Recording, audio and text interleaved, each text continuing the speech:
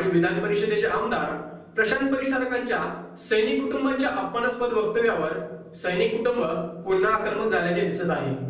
आमदार प्रशांत परिचारकांचे सदस्यत्व रद्द व्हावे या मागणीसाठी आता सैनिकांच्या कुटुंबांनी थेट शिवसेना प्रमुख उद्धव ठाकरेंना साकडं घातलंय। 24 डिसेंबर रोजी होणाऱ्या शिवसेनेच्या महामेळाव्यात परिचारकांचे पद कायमचे रद्द करण्याची मागणी सरकारकडे करावी असे आशयाचे पत्र सैनिक कुटुंबांनी शिवसेना प्रमुखांना लिहिलंय। तसेच 24 डिसेंबर रोजी ठाकरेंची भेट देखील घेतली जाणार आहे। फेब्रुवारी 2017 मध्ये झालेल्या सोलापूर जिल्हा परिषद आणि पंचायत समिती निवडणुकीच्या प्रचारादरम्यान आमदार प्रशांत परिचारकांनी सैनिकांच्या पत्नीविषयी अपमानास्पद वक्तव्य केलं होतं। यावर देशात हाहाकार उडाला होता। समाजातील प्रत्येक घटकानं परिचारकांवर टीका केली होती। ऐका काय म्हणाले होते आमदार प्रशांत मालक।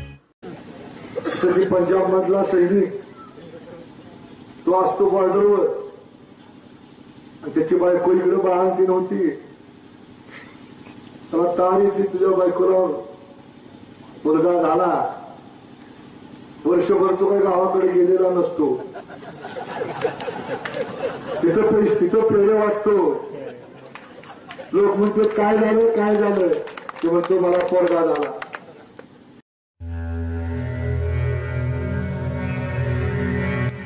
राज्यात सैनिक कुटुंब रस्त्यावर उतरली, आक्रमकपणे आंदोलनं झाली।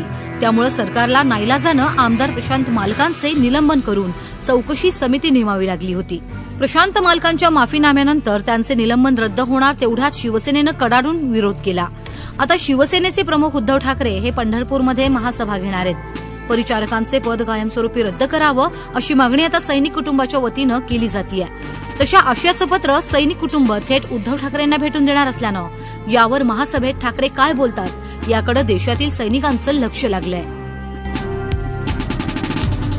उद्धवजी ठाकरे साहेबांना या ठिकाणी प्रथमतः एक आवाहन करतोय। सुरुवातीला मी त्यांचं अभिनंदन करतो की देशाच्या सैनिकांबद्दल निवडणुकीच्या प्रचार सभेमध्ये ज्या भाजपच्या विधान परिषद सदस्य असलेल्या प्रशांत परिचारक यांनी सैनिकांचा अपमान करणारं, त्यांच्या कुटुंबाचा, त्यांच्या पत्नीचा अपमान करणारं अतिशय बेताल वक्तव्य केलं। त्याच्यानंतर महाराष्ट्र आणि देशामध्ये त्याचे पडसाद उमटले आणि एक शिवसेना पक्षानं, मी त्यांचं अभिनंदन एवढ्यासाठी करतोय, चांगली भूमिका घेतली, देशाच्या सैनिकांच्या बाजूने भूमिका घेतली आणि परिचारकांच्या विरोधात विधान परिषद असेल किंवा इतर ठिकाणी त्यांनी आक्रमक भूमिका घेतली। त्याबद्दल सुरुवातीला पक्षाचं, पक्षप्रमुखांचं आणि ठाकरे साहेबांचं या ठिकाणी मी अभिनंदन करतो।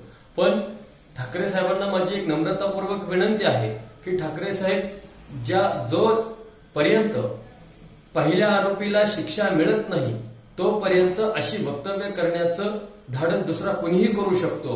त्याच्यामुळे पहिल्या आरोपीला, या पहिल्या हरामखोराला या ठिकाणी शिक्षा मिळाली पाहिजे।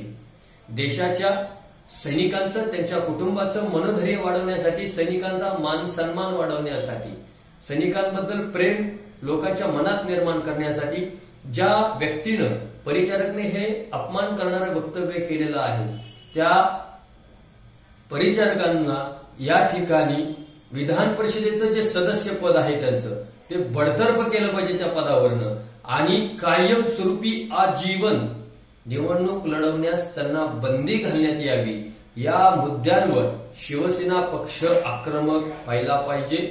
विधान परिषदेत, विधान सभागृहामध्ये आणि संसदेत देखील पक्षाच्या आमदारांनी, खासदारांनी आणि पक्षानं आवाज उठवणं गरजेचं आहे।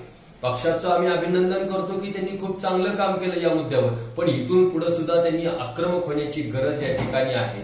आणि माझी विनंती आहे, एक देशाच्या सैनिकाचा लहान भाऊ म्हणून, सैनिक कुटुंबातला सदस्य म्हणून, की आपण येणाऱ्या काळात प्रशांत परिचारकांचं जे बडतर्फ करण्याचं प्रकरण आहे त्याच्यावर आवाज उठवाल, त्यांना निवडणूक लढवण्यासाठी बंदी घालण्यासाठी आवाज उठवाल, ही मला एक साधी भोळी अपेक्षा मला तुमच्याकडून आहे। जर हे कार्य तुम्ही केलं तर विठ्ठलाच्या साक्षीनं वारकऱ्यांचा आशीर्वाद तुमच्या पक्षाला लाभल्याशिवाय मिळणार नाही।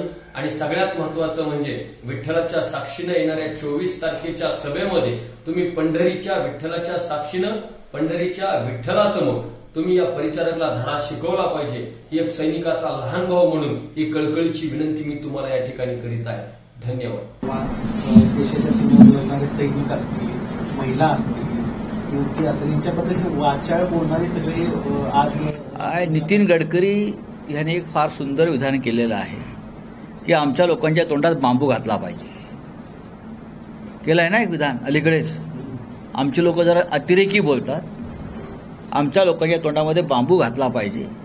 बहुतेक मोदी सरकारला लवकरच एक बांबूचा कारखाना काढावा लागेल, इतकं काम त्यांच्यासमोर देशामध्ये सध्या त्यांचे कार्यकर्ते आणि प्रमुख लोक करत आहेत.